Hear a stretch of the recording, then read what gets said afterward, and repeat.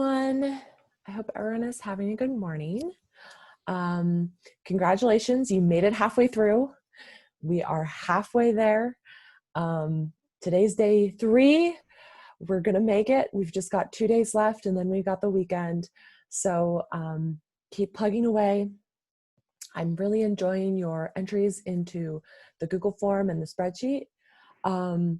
So if you haven't done so already, check out the spreadsheet. I'm going to make a note right now just to hide the rows from yesterday in the spreadsheet at 9 a.m. today. So if you submitted a progress report form yesterday and you haven't looked at the spreadsheet yet, look at the spreadsheet and see if any of your peers commented. Some people have been giving really good advice, really good support, and I'm really impressed. And the main thing that I'm impressed with when I look at the results of the progress reports are that people are acknowledging how difficult this is. They are acknowledging the fact that they feel distracted at times, which is totally normal.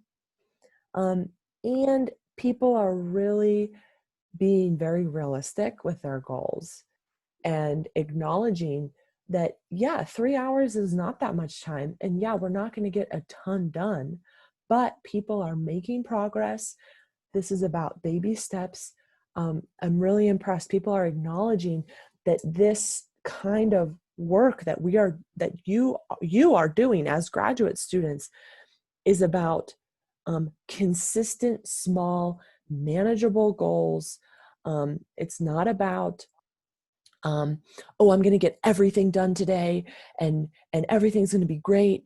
Like, it's more about small little things that we do every day, 15 minutes at a time, 30 minutes at a time, making those small progressive steps forward each day. So again, if you haven't done so already, check out the spreadsheet, comment on your peers' work. At around probably 9:30, I will hide the rows so that we can start a new day, start today fresh. Today's fresh, today's a new day. So again, we're halfway there. We're going to make it. Trust me. I know it's hard. I was sitting in my living room last night and I was like, okay, 2 more days, we can do this. And my roommate was just like, be grateful for this opportunity to be connected to your students in such a meaningful way this week. And I was like, yes, gratitude. So, this is difficult, but, it does feel good to be so grateful for this opportunity to connect with all of you and to be here in this space, this virtual space together. So I'm really grateful for all of you for being here. So let me start our PowerPoint for today. And like yesterday, like the first day, as I said, I'm going to go through this pretty quickly. I think a lot of this is pretty self-explanatory, the lesson for today. So if you have any more questions about it, please feel free to reach out. Please feel free to also ask questions at the 11:30 session today. That's been really productive. People have been a little shy, but once people do step forward and ask questions, I think it's pretty obvious that other people have the same questions, and the 11:30 sessions have been a really productive time to go over a few questions that people have. So email me your questions or come to the 11:30 session and ask me your questions, especially if it's about any of the lessons that we've done so far today or about the publication bootcamp that I'm running. If it's about any of the other services that we offer, please feel free to ask other people have the same questions as you.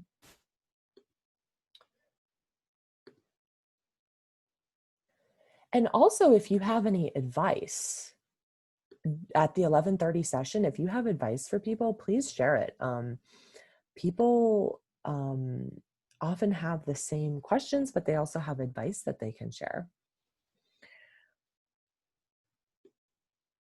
So again, if you have any questions about any of these things, I am going to be holding, in addition to the publication bootcamp, which will be every Thursday starting next Thursday. So if you're interested in continuing this kind of writing, please join us for that boot camp. And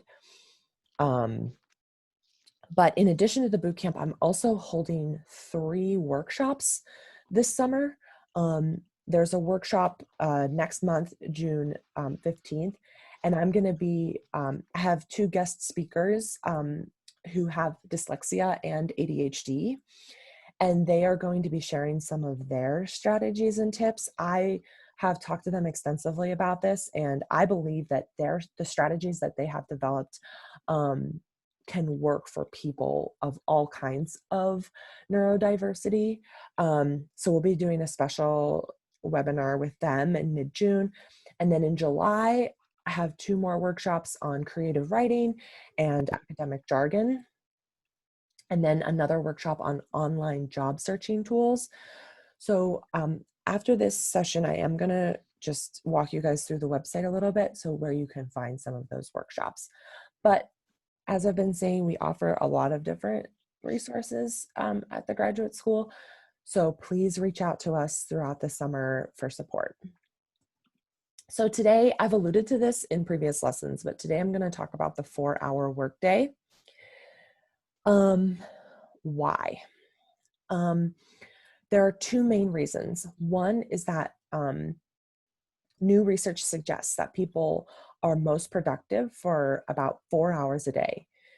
It ranges, but generally that's kind of the target. And anything more than 4 hours a day can actually make you less productive and less efficient in the long run by causing burnout. I want all of you to go into next week writing the same amount that you are writing this week. The point of this week is not to go 8 hours a day and then totally burn out, and next week you're totally exhausted and don't get any writing done. The goal is to have these baby steps so that next week, starting on June 1st, you are ready to keep this momentum and keep writing the way you have been this week. Not to be tired, not to be totally bored and exhausted by your topic, but to be energized and excited about it. And so that's the main goal. And I know that when I started using this system, when I was writing my dissertation, I got so much more done. Yes, there were nights that I had to pull all-nighters and I worked for 12 hours straight. Sometimes there were nights when I was finishing up my dissertation where I worked for 24 hours straight. Like, that did happen. It was horrible. I completely destroyed my body. I completely destroyed my posture. I do recognize that sometimes that's necessary, but for the most part, 4 hours a day is going to get you so much farther than those long sprints. The dissertation, the graduate school experience, I should say, it doesn't matter if it's a thesis, a dissertation, a paper, it is a marathon, not a sprint. It is the hurdles, not the high jump. It will help you in the long run if you can kind of embrace the hurdles, embrace the marathon. Now, the style of how one manages those 4 hours can vary widely. Everyone's different. Some people might be able to sit down and work for 4 straight hours and just be done with it. But research on this issue and experience on myself and experience with other students since I started doing this work, the 4-hour productivity block, this 4-hour day, is most efficient when broken up into smaller blocks. And this is going to look different for everyone. Some people work on 4 different projects on a day. They'll do 1 hour for each project. So for a graduate student, you might work for 1 hour on a dissertation chapter, 1 hour on a publication, 1 hour on job market preparation, and 1 hour on your teaching work. And in between these hours, you have breaks. You have breaks for going on a walk, breaks for lunch, breaks for talking on the phone, breaks for exercise, things like that. Some people prefer to work on 2 projects. So they might devote the morning to one project, the morning to thesis writing, and the afternoon to job market documents, 2 hours in the morning, 2 hours in the afternoon, with a long break in between. So it can be broken up in different ways. Now, the key to this 4-hour productivity work is to define for yourself, but also define for yourself, what do you mean? I have my internet connection is unstable. Can everyone hear me? So far, Yeah. so good. Okay. So define what you mean by productive work. I'm not talking about 4 hours a day checking your email, 4 hours a day reading a book, but productive work, creative work where you are producing something. This might be brainstorming. That is probably the most productive thing that you can do. Analyzing, writing, revising, these kinds of things where you are actively involved in a difficult intellectual task. Of course, there's also passive work, reading, email, administrative tasks like grading papers. That kind of thing is not included in the 4 hours that I'm talking about. That's why we often do work for 8 hours a day. You know, when I was a grad student, I was in the office from 7 a.m. to 6 p.m. Don't get me wrong. But that's because I was taking breaks. I was doing a lot of this passive work, but 4 of those hours were productive work. Now, this means establishing some good focus. So first, distinguish between your important versus your urgent tasks. We can talk more about that later. That's pretty challenging, but that's something to be aware of. Are you just doing the urgent thing when the really important thing is getting left by the wayside, right? What are the important things? Your dissertation, job market prep, getting those job market materials prepared. That is absolutely important. You cannot leave that by the wayside. And publication. You've got to get some publications out before you graduate, at least one. Those are the things that I would like all of you to prioritize for those 4 hours. Those other urgent tasks, grading, things like that, that can be for your other time after the 4 hours are finished. Then that's your other time to work. Establish concrete action items that are completed in less than an hour. That's just one strategy. Other things might work for you. Remember to take a lot of breaks. So all of that being said, I know I've mentioned your job market prep. So many of you, I hope, are looking into jobs in industry. A vast majority of graduate students do not land a tenure track position right after graduation.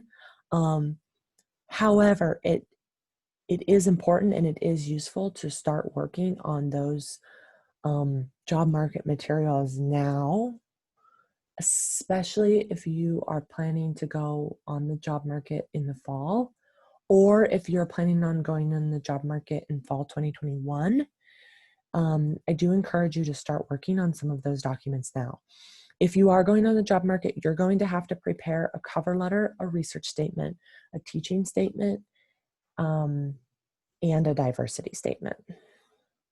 It's a lot. It's a lot. And it's quite overwhelming. So I do encourage you guys to check out this seminar that Career Services is running. So I don't know if any of you guys know Kat in Career Services. She is so awesome. She has a background in humanities, but she has her PhD. I believe maybe she doesn't have her PhD, but I can't remember. But she does come from the humanities, from a graduate education in the humanities, and she is so helpful. But she is running this 8-week seminar series that each week goes through a different part of the academic job market. So 1 week is the cover letter, 1 week is the research statement, etc. And it's every Wednesday from 4 to 5 p.m. starting next week. So check this out. I've got the link in here, and I'll send it to everyone in the email.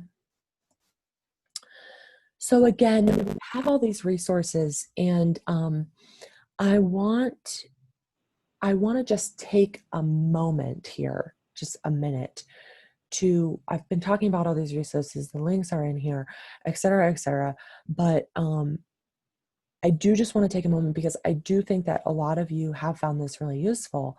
And I want to encourage you to explore the other things that we offer and have and show you just how to find all of these things. Because I know it's not always self-explanatory. And some people were asking me yesterday, like, oh, can you send the link again to the publication bootcamp? No problem. I'm happy to send the link again. But I also want to show you guys how to find it yourself. So it's colorado.edu/graduate school. And what you're going to do is you're going to click on professional development. So in case you guys didn't know, this is what I do is professional development for the graduate school. By the way, there's some interesting things. There's news, there's upcoming events, there's deadlines. So if the doctoral deadline to apply online to graduate for the summer is June 1st. In case you guys didn't know that, so there are these important deadlines coming up on Monday. So the deadlines are always here. Upcoming events are here. The writing retreat is one of our events. We've got an event today, finding funding for your research. This is being put on by the Office of Postdoctoral Affairs. So I encourage you to check that out if you're interested. I think it's at, let's click on it. It's at 1 o'clock today. So you can do that after the retreat today. But click on professional development. And then we have all these links here. It's a little bit overwhelming, but the Grad Plus writing support right here, this is where you're going to find the information about our Tuesday, Thursday write-ins, which are going to happen all through the summer. It's a similar format to what we're doing this week. The publication bootcamp, here's the link right here. You can find more information. And then the writing retreats, of course. And then I'm putting the videos up from our webinars up here. By the way, if you have any feedback on the website, please let me know, because I'm kind of designing the website, but I don't have that much experience. And so we've got all of our upcoming workshops here. So you can kind of find what's happening. All of Leslie's seminars are on here. So if you're interested in joining the Endurance PhD, all of those are on there. But if you click here, professional development workshops, that's where you'll find our calendar for everything that's happening. So these are all of Leslie's seminars on here. Here are the workshops I was talking about earlier. Coping with the chaos of life, messages from a dyslexic with ADHD. So we'll have a guest speaker for that. And some other workshops throughout the summer. And here is the workshop with Kat, starting on June 3rd. And this is kind of a description of Kat's workshop and things like that. So I just encourage you to explore the website, explore the professional development tab, and find out what resources you need and how we can help you the most. So we've got that. We have a COVID-19 survey out. So here's the link. I encourage you to take the survey. Let the administrators know what you need and how we can help you more. We are listening. We are going to look at the results of this survey so you can let the administrators know what kind of support you need, what you're worried about, and they will listen to what you have to say. So let's do breakout sessions. Same questions as we've been doing before.